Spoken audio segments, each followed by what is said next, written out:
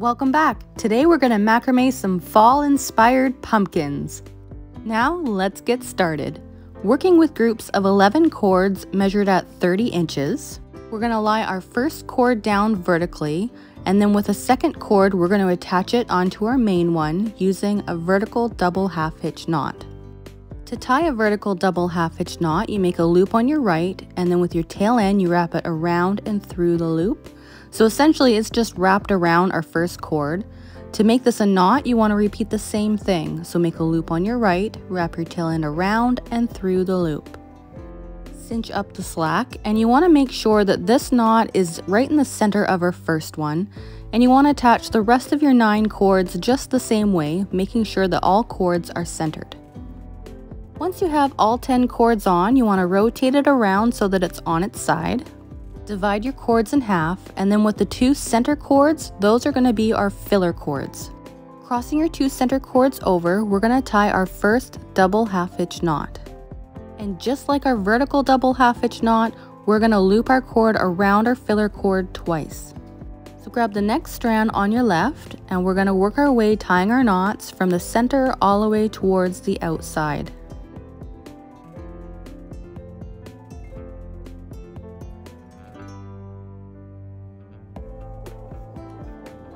Once you completed the left-hand side, we're going to do the same thing to the right. So remember, our filler cord is this one here that we had crossed over, which was our first knot on our left. And just like we did on the left-hand side, we're going to do to the right. So we're going to work our way from the inside all the way to the outside. And yes, it's going to look a little wonky. Your row is not going to be a perfect straight line. That is actually what we want. Alrighty, so for the second row, we're going to do the same thing. So cross over your 2 filler cords in the center and tie your next row of double half-hitch knots. As you can see, it's already starting to kind of curve around. So let's repeat the same thing to the other side. Flipping your board around, we're going to tie a row of double half-hitch knots.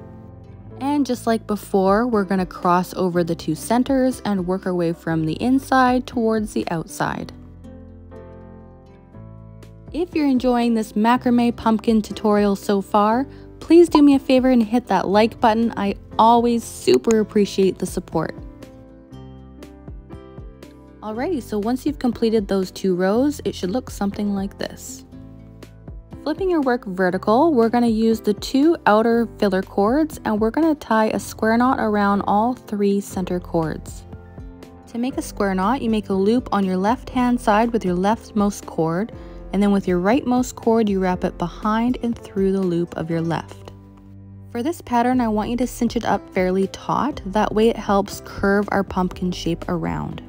Then to complete our square knot, you want to repeat the same thing but on the right-hand side. Next, we're going to tie another square knot just the same way. So that's 2 square knots stacked on top of each other, and make sure the first one is fairly taut. Okay, so once you've finished your 2 square knots, we're going to flip it around and we're going to do the same thing to the other side. It should look something like this when you're done. And then we're going to repeat the whole thing all over again until we have 6 segments of our pumpkin. Now, to join our segments together, it's actually really quite easy.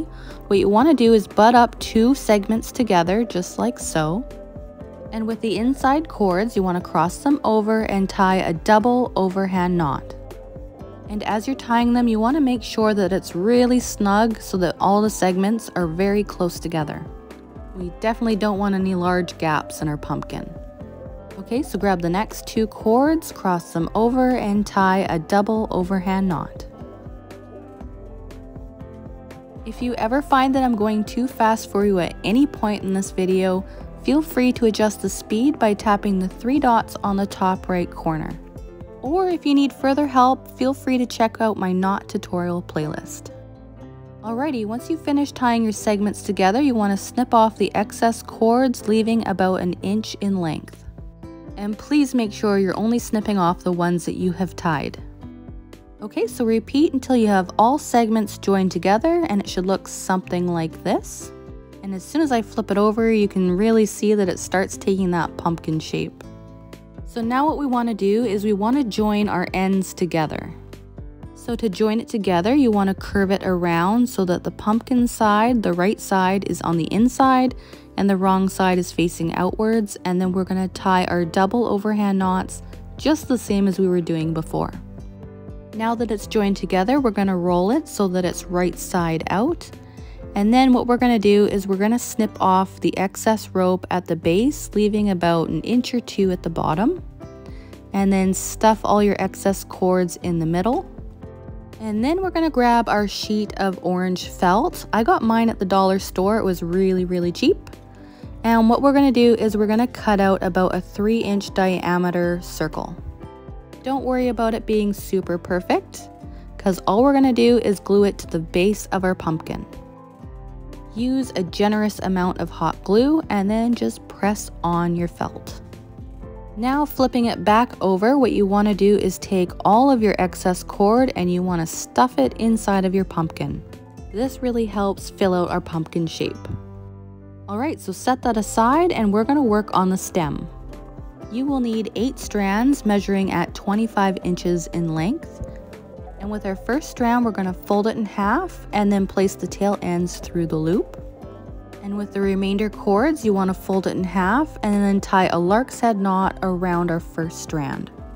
I don't know if you do crochet at all, but this is kind of like a magic ring, only the macrame version. So once you have all 7 cords attached to your loop, what you want to do is close in the ring by pulling it taut. See, isn't that just like the magic ring? Let me know in the comments below if you agree. Give me a pumpkin emoji. Anyways, to make the stem of our macrame pumpkin, what we're going to do is tie square knots all the way around the ring. And I'm not sure how many rows I'm going to do. I think I did about 3 rows, 3 or 4 rows. It's totally up to you. It depends on how long you want your stem to be. I like mine slightly longer because I'm going to attach a leaf later on. Okay, so once you've got it to the length that you prefer, snip off the excess, leaving about 2 inches. And we're going to stuff our excess ends right into the middle of our stem. Next, grab your pumpkin and your stem and your hot glue gun because we're going to glue our stem onto our pumpkin.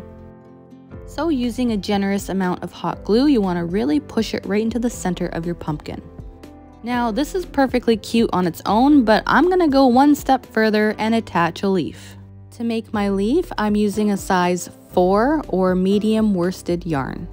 I'll leave a link in the description box where you can find this yarn as well as the orange cotton rope. Anyways, you're going to need 4 lengths cut at 25 inches of the yarn, and with one of them you want to tie a double overhand knot right in the very center.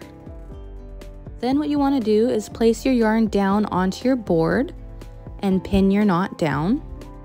And we're going to attach the remainder of our 3 cords using a vertical double half-hitch knot.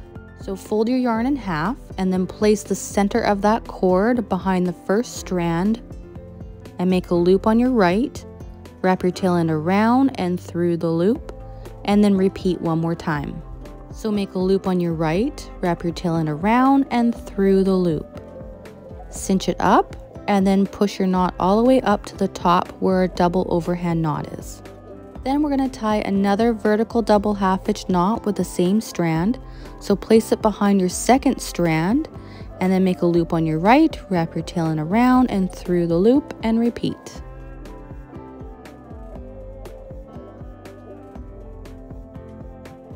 Okay, so we're going to do the same thing with the next 2 strands of yarn.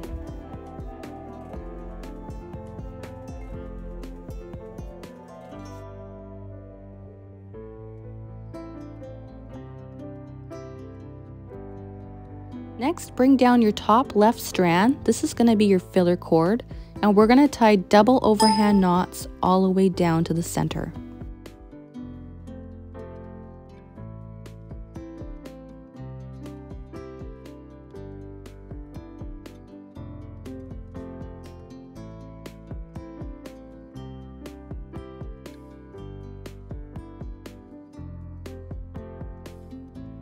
Alright, so we're going to repeat the same thing to the left hand side.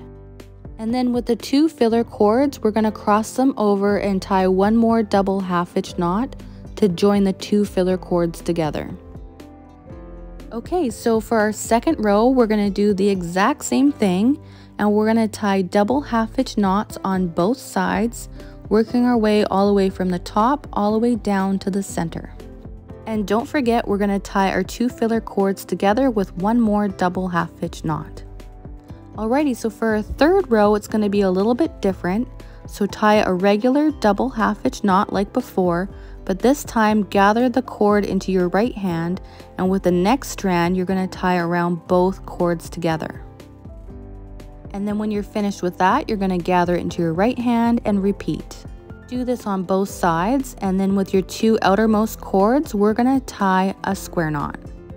This square knot is crucial because it helps close in that gap from your final row.